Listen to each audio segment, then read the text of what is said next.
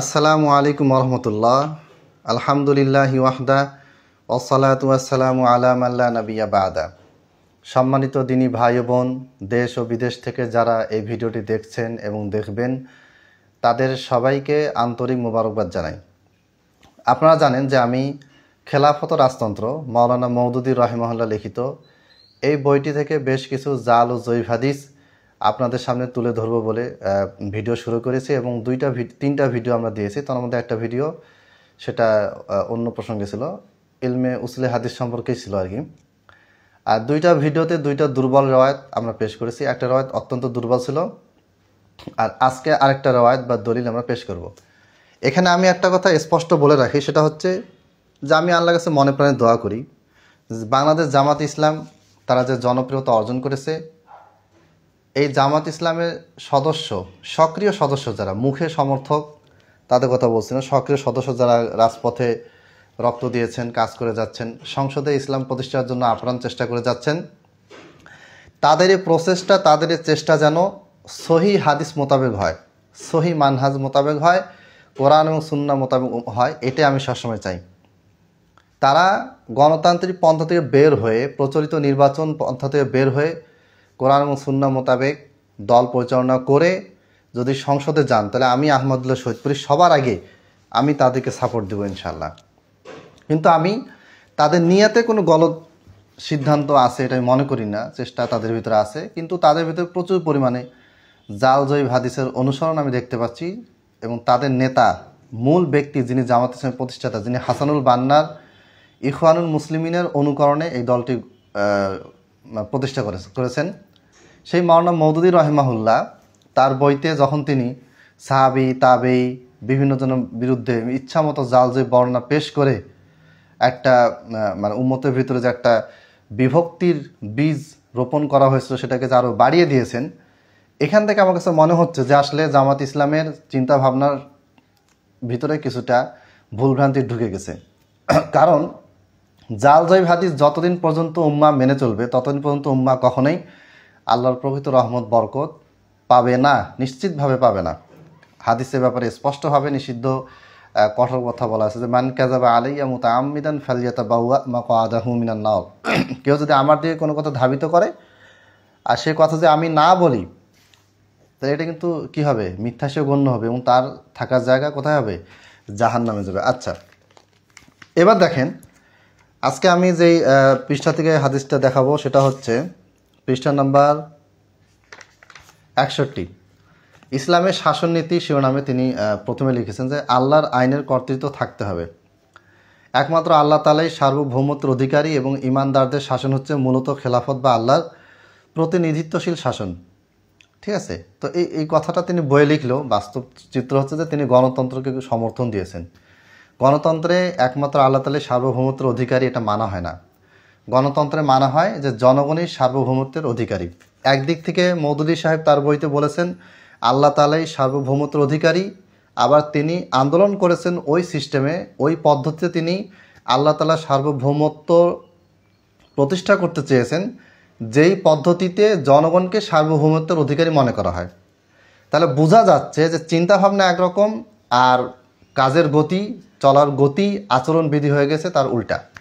যাই হোক, এখন আমি ইনশাআল্লাহ দার্শনিক যা কথাবার্তাগুলি আছে এগুলির জবাব আমি পেশ করব। তবে যারা এখনই এই বিষয়গুলি বিস্তারিত জানতে চান তারা অবশ্যই আল্লামা সালাউদ্দিন ইউসুফ রাহিমাহুল্লাহ, যিনি তাফসির আহসানুল বায়ানের অনুবাদ করেছেন এবং লিখেছেন, যেটা বাংলা অনুবাদ বের হয়েছে, তাফসির আহসানুল বায়ানের লেখক আল্লামা সালাউদ্দিন ইউসুফ রাহিমাহুল্লাহ, তিনি খেলাফত ও মুলুকিয়াত এই বইটার বিস্তারিত জবাব দিয়েছেন। 600 পৃষ্ঠার একটা বিস্তারিত বই, খুব চমৎকার আলোচনা তিনি করেছেন। তবে তিনি জাল জয়ীফ সংক্রান্ত রিওয়ায়াতগুলি নিয়ে কম আলোচনা করেছেন, এজন্য জাল জয়ীফের বিষয়টা আমি আপনাদের সামনে পেশ করছি। আর এই বিভিন্ন গ্রন্থ থেকে জাল জয়ীফ দুর্বল হাদিস পেশ করা বা এগুলো নিয়ে লেখালেখি করা, এটার উদ্দেশ্য আমার এটাই যে বাংলাদেশের আলেম সমাজ, আহলে হাদিস, মালিকি, হাম্বলি, দেওবন্দি, ব্রেলভি, তারা প্রত্যেকেই যেন কোনো কথা বললে, কোনো হাদিস বললে, কোনো সনদ বললে, কোনো মতন বললে, কোনো রেওয়ায়ত বর্ণনা করলে, কোনো ইতিহাস তারিখ বর্ণনা করলে তারা যেন এই সনদ মতনের দিকে নজর দেয়।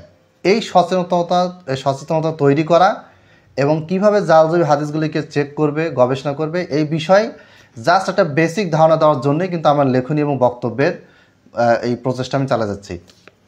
আচ্ছা, এবার আসি মূল আলোচনায়।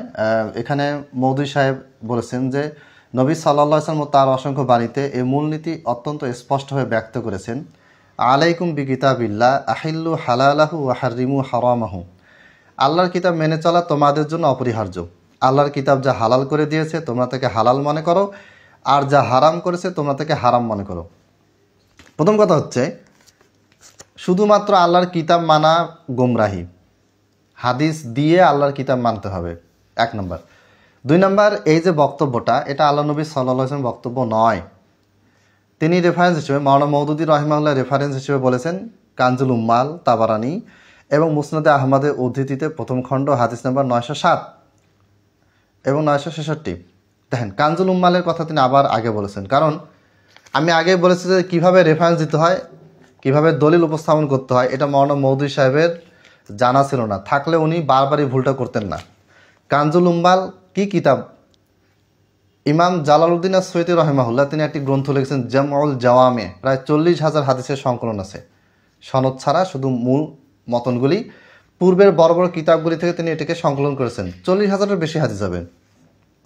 এই জামুল জাওয়ামে বইটা আল্লামা জালালউদ্দিন সুয়ুতী রাহিমাহুল্লাহ অধ্যায়, অনুচ্ছেদ, পরিচ্ছেদ এভাবে বিন্যস্ত করে লেখেননি, তিনি ধারাবাহিকভাবে লিখে গেছেন। সেইটাকে পরবর্তীতে ভারতের একজন অত্যন্ত বড় মাপের আলেম মুহাদ্দিস আল্লামা আলাউদ্দিন মুত্তাকি আল হিন্দি রাহিমাহুল্লাহ তিনি ওই জালালউদ্দিন সুয়ুতী রাহিমাহুল্লাহ লিখিত সংকলনকৃত মূল কিতাব থেকে সংকলনকৃত জামুল জাওয়ামের যে কিতাবটা, ওই কিতাবটাকে তিনি কি করেছেন, সুবিন্যস্ত অধ্যায়ে, সালাতের হাদিসগুলি সালাতের অধ্যায়, সিয়ামের হাদিসগুলি সিয়ামের অধ্যায়, হজের হাদিসগুলি হজের অধ্যায়, এইভাবে করে সুবিন্যস্ত করেছেন, সাজিয়েছেন অধ্যায় আকারে। সেইটার নাম হচ্ছে কানজুল উম্মাল। তাহলে কানজুল উম্মাল মূল কিতাব নয়, মূল কিতাব থেকে সংকলিত কিতাবের সুবিন্যস্ত সংকলিত একটা গ্রন্থ, সংকলিত কিতাবের সংকলন। এইটা মূল কিতাব হিসেবে কখনোই গ্রহণযোগ্য হতে পারে না। মূল কিতাব আনার পরে আপনি কানজুল উম্মালের কথা বলেন, কোনো অসুবিধা নেই। এখন তাবারানি এবং মুসনাদে আহমদের উদ্ধৃতিতে, মানে কানজুল উম্মালে তাবারানি এবং মুসনাদে আহমদের রেফারেন্সে এই হাদিসটা আনা হয়েছে। তাহলে বোঝা গেল যে কানজুল উম্মালে যেটা বলা আছে সেটাই মওদুদী সাহেব দেখেছেন, কিন্তু সরাসরি মওদুদী সাহেব রাহিমাহুল্লাহ তিনি তাবারানি এবং মুসনাদে আহমদের ভিতরে ঢুকে এই হাদিসটা তিনি দেখেননি, দেখলে তিনি রেফারেন্স দিতেন। আচ্ছা, এবার আসি এই হাদিসটার সনদের অবস্থা কি, সহি না জয়ীফ না জাল? এই সনদটা দুর্বল, গ্রহণযোগ্য নয়। কে বলেছেন? হানাফি মাযহাবের, সারা জীবন হানাফি মাযহাব মেনে চলেছেন, শেষ বয়সে তিনি সালাফি মানহাজ গ্রহণ করেছেন, আকীদা গ্রহণ করেছেন, তিনি হচ্ছেন শুআয়ব আরনাউত রাহিমাহুল্লাহ। আকীদায় সালাফি মাসলাক মানহাজ গ্রহণ করলেও তার হাদিস কিন্তু ওই মাযহাবী দৃষ্টিকোণ থেকে তাহকিক করা হয়েছে। এরকম প্রচুর উদাহরণ তার কিতাবে আছে। মুসনাদে আহমদ 55টা খণ্ডে বের হয়েছে, 7 জন মুহাক্কিক তাহকিক করেছেন, তার মধ্যে শুআয়ব আরনাউত রাহিমাহুল্লাহ এবং আরেকজন হচ্ছেন আব্দুল মুহসিন তুর্কি হাফিজাহুল্লাহ, তিনি সম্ভবত মারা যাননি, জীবিত আছেন। এই 2 জনের সম্পাদনায় এই টিমটা এই মুসনাদে আহমদে তাহকিক করেছেন। এই তাহকিক মুসনাদে আহমদে 6606 নম্বর হাদিসের টিকাতে ইমাম মুসনাদে আহমদের, মানে ইমাম আহমদ বিন হাম্বলের লেখা মুসনাদে আহমদ, তার টিকাতে তার তাহকিকে বলা হয়েছে যে ইসনাদু দাঈফ লি আজলি ইবনে লাহিয়া রাহিমাহুল্লাহ একজন রাবি, তিনি দুর্বল, তার দুর্বলতার কারণে এই রিওয়ায়াতটি দুর্বল। আলবানী রাহিমাহুল্লাহ তো দুর্বল বলেছেন, ইসনাদু দাঈফ বলেছেন, তা আলবানীর কথা বললাম না। তাহলে বোঝা গেল যে আলাইকুম বিকিতাবিল্লাহ আহিল্লু হালালাহু ওয়া হাররিমু হারামাহু, এই রিওয়ায়াতটা সহি নয়, দুর্বল। মওদুদী সাহেব এটি বর্ণনা করেছেন, উল্লেখ করেছেন। আজ পর্যন্ত কোনো জামাত ইসলামের কোনো আলেম, কোনো বক্তাকে আমি দেখলাম না যিনি এই জয়ীফ হাদিসের ব্যাপারে কিছু বলেছেন। তার মানে বোঝা যাচ্ছে যে তারা এই কিতাবটাকে বা মওদুদী সাহেবের লেখা বইগুলিতে যা কিছু আছে এগুলিকে অন্ধভাবে হয়তো তারা বিশ্বাস করেন। আমার ধারণা ভুলও হতে পারে। যেটাই হোক, আমি সর্বোপরি এটাই বলতে চাচ্ছি যে যদি আপনার ভিতরে ভুল থাকে, এই ভুলটাকে যদি আমি ধরিয়ে দেই, এর মানে আমি আপনার বন্ধু, আপনার দুশ্মন না। আমাকে দুশ্মন মনে করে অনেকে গালিগালাজ করতেছে, এই কথা সেই কথা নানা কথা বলে যাচ্ছেন, এগুলি বলেন, কোনো অসুবিধা নেই। তবে আমার দোয়া থাকলো আপনাদের উপরে, আপনারা একদিন না একদিন ইনশাল্লাহ আমার এই কথাগুলি মর্ম বুঝবেন। আল্লাহ তাআলা আমাদেরকে বোঝার তৌফিক দান করুন, আমিন। আসসালামু আলাইকুম ওয়া রাহমাতুল্লাহ। এবং এই গ্রন্থে থাকা জাল জয়ীফ হাদিসগুলি মোটামুটি সবগুলি বলা তো সম্ভব না, একটা কিতাবের সবগুলি ভুল বলতে গেলে প্রচুর সময় লাগবে। এইটা বলার পরে আরও কিছু প্রসিদ্ধ বই বাংলাদেশে চালু আছে, সেগুলি বইও ইনশাল্লাহ আমি আপনাদের সামনে আলোচনা করব। সর্বশেষ আবার অনুরোধ করব, হাদিস তাহকিকের বিষয়টি অত্যন্ত সূক্ষ্ম একটি বিষয়, অত্যন্ত মনোযোগ দিয়ে শুনবেন এবং রেফারেন্সগুলো চেক করার চেষ্টা করবেন।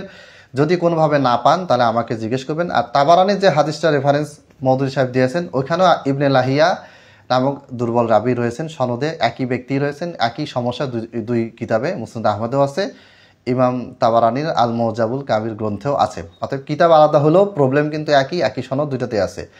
আল্লাহ তালা আমাদেরকে বোঝার তৌফিক দান করুন, আমিন। আসসালামু আলাইকুম ওয়া রাহমাতুল্লাহি ওয়া বারাকাতুহু।